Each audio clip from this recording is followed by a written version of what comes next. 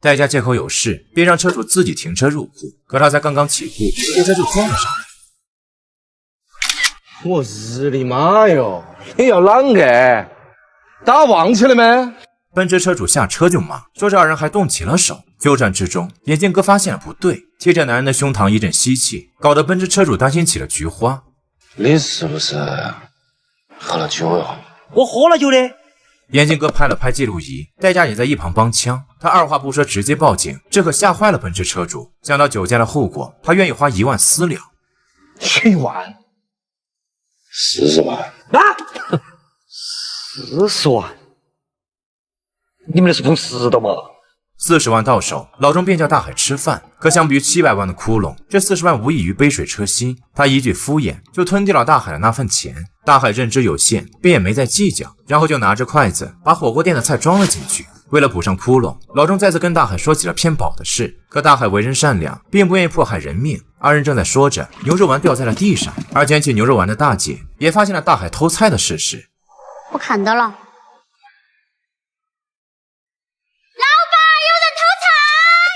大海，跑！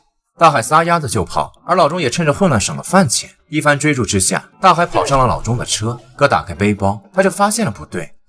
小料没拿呀？大海偷摸摸的探头，一眼就看到了儿子的药。可就在他靠近的时候，直接被人按在了地。挨了一顿揍头不疼，而让他头疼的是那10倍的罚款。大海灵机一动，就变成了儿子犯病的样子。见2个伙计去叫救护车，大海这才卸下了伪装。莫慌，死不了，死不了。面对眼前的楼梯，老板只能破口大骂。回到网吧，他撸了一把黄毛，然后便穿过烟雾来到了网吧楼上。可打开房门，儿子已经睡着。收拾桌子的时候，大海发现了不对。这让起来！你叫吴海吗？说实话，第几会儿？第一会儿。你妈是屁！第一会儿那么像？你白天是网吧，晚上搞代驾，人都看不到，只有滚才发。主任，最重要是啥子啊？有钱有势，有车有房有婆娘。放些屁！主任，最重要的都是诚实。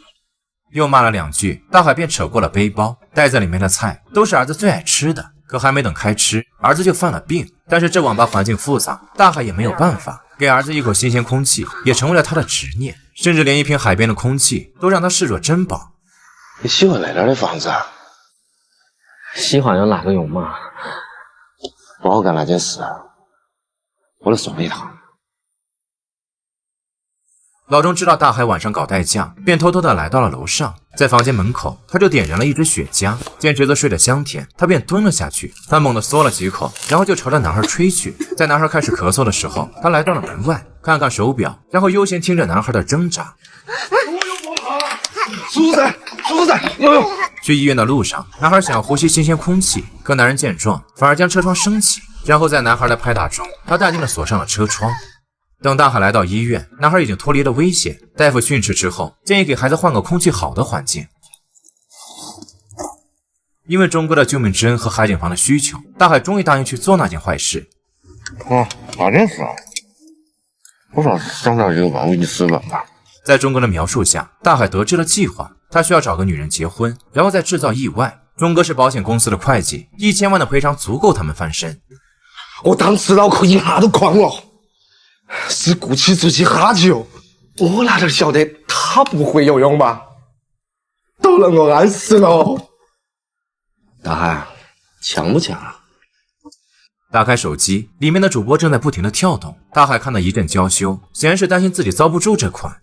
你负责结婚、签字，我负责出轨、意外。那个小妖精天天没男人的钱，他该遭。最主要的是，我问过，他不会游泳。将儿子送到舅舅那里，大海就整装出发。一支玫瑰在他手里，竟然有些格格不入。更让他惊喜的是，钟哥竟然也在。小富仙儿，大笨钟。大海的假身份是个副总，看起来也确实光鲜亮丽。女人微微一笑，就开始放肆的点菜，各种名贵的海鲜，听得钟哥都微微颤抖。香辣，可能贵了，告诉你我吃不得辣嘞。我搞忘了，点完了菜，女人也耍起了自己的小心机。哎呀，你给我换个热的了，我来那个了，你别多想啊。女主播很是健谈，甚至有些大大咧咧。他们从星座聊到方言，又从方言聊到了爱情。我只要有个男的嘞，身上有100块钱，愿意给我99块钱，我就觉得这个男的好，这就是爱情。吃完饭，大海去前台结账，可是，一听吃顿饭要3800，他的脸上马上就精彩了起来。大海打电话给钟哥求助，可钟哥却直接盖上了手机。见到前台正在接电话，大海也抓住了机会，一声不吭的就跑了出去。你个死渣男！女主播骑着车子追来，大海一阵狂奔，眼看要被追上，他一个紧急刹车，穿梭跳跃之后，大海跳上了出租车。可是出租车交班，他也只能下车。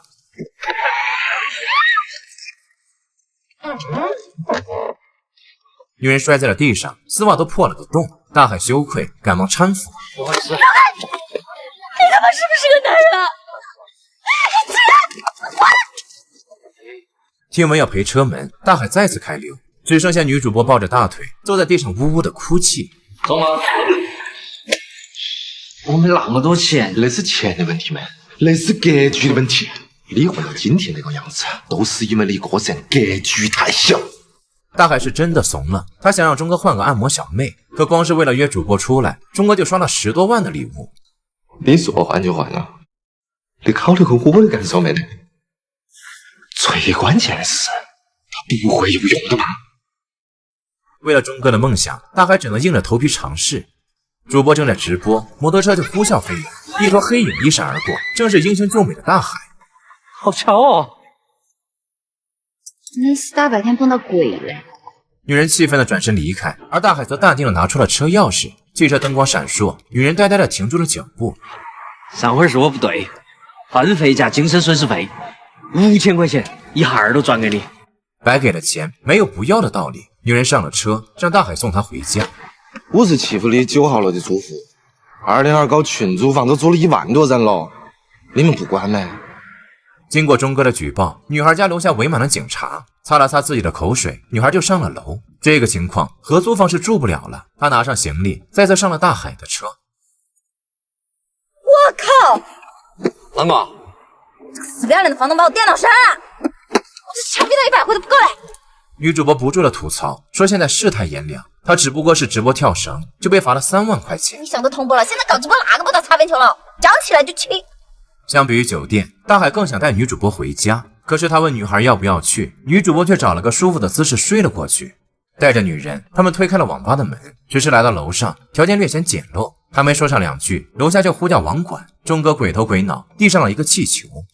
安全第一，凶器。大海，哪个了？够不够？足够了。带着气球，大海坐在了床上，看他这副表情，女人就知道他在想什么。看了看厕所的方向，就在包里翻找起来。你又来了。巧不？看见大海抱着行李下楼，钟哥气得肺都要炸了。第2天一早，大海就被女人惊醒，他不光拿出了一堆冰棍，还摆弄起了大海心爱的空气。还好他眼疾手快，这才把瓶子抢了回来。你不是来姨妈了吗？还是冰的？这么关心我干嘛咯？你是不是喜欢我咯？我没找到新的住处之前，我住你这里，你有意见不咯？没得。本以为是一夜的露水情缘，没想到直接变成了同居。女人搬来了所有家当，也把楼上变成了自己的直播间。只是每次楼上蹦蹦乱响的时候，大海总会不顾性命的偷看。哪知道从那天开始，大海就没睡过一个好觉。睡沙发就不说了，天天的快递就让他头疼不已。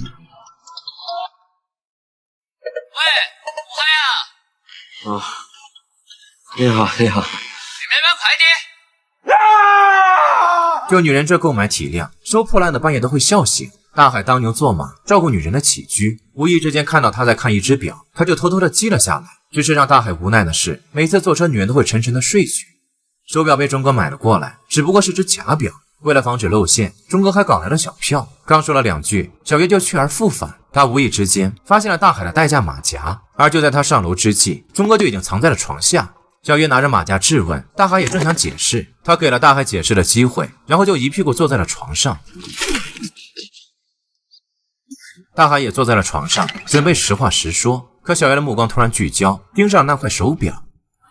我愿意做那个包包里头只有100块，却愿意给你花99块的男人。你说我这个我真的好感动的嘞，但是啥子啊？但是这个它是基本款的嘞，我喜欢的是那个镶钻升级版的嘞，我们去换一个了。大海想要推辞，小月却直接甩出了爱情。被逼无奈，他们只能来到专卖店。大海一阵使眼色，柜台才明白他的意思。没有办法，他只能求助钟哥，然后以6万的价格给小月买了块真的。大海，仔细观察一下，这是不是骗子？钟哥，我们才是骗子。带着所有的票据，大海找钟哥报销。一张按摩椅的发票引起了钟哥的怀疑。送个老汉儿的，好的欢喜噻。就是啊，妈的，你亲老汉，怕是没能个好哦。小月回家看望父亲，第一时间就发现了按摩椅，正准备问问弟弟，外面就响起了汽车喇叭声。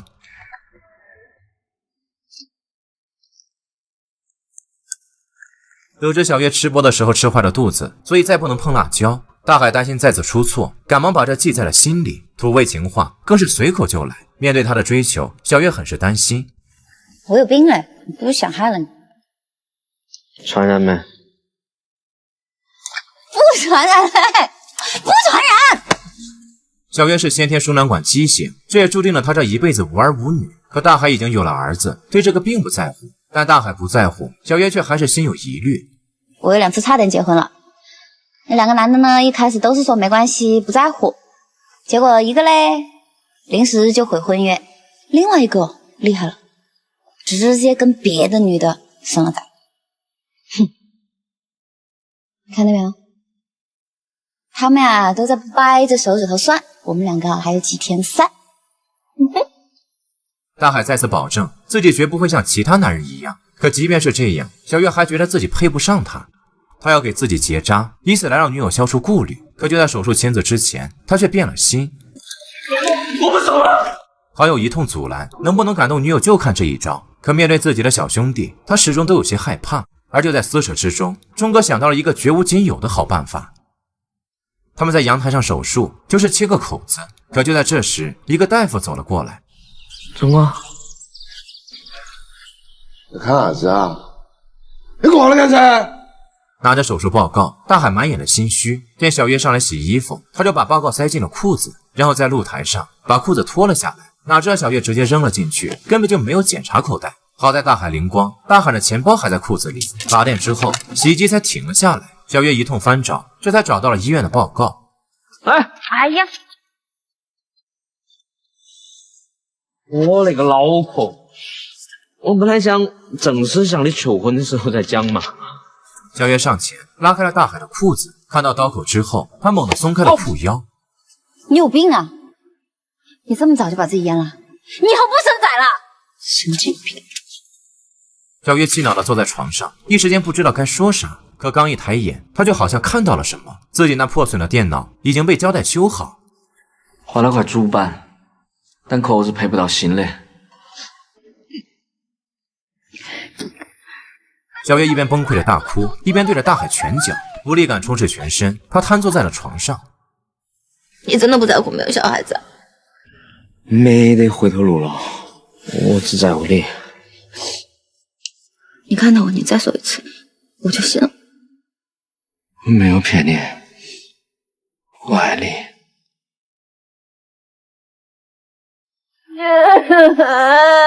伴随着叨叨暴击，二人领证结婚。大海赶走了所有顾客，然后就被小月推倒在了台球桌上。而计划顺利执行，钟哥也找好了作案场地，执笔一起上阵。他做了详尽的计划脚本。婚礼这天鞭炮齐鸣，所有人都开心不已。小月美得不可方物，大海也开心的满脸喜色，甚至喝多了之后还要亲老丈人一口。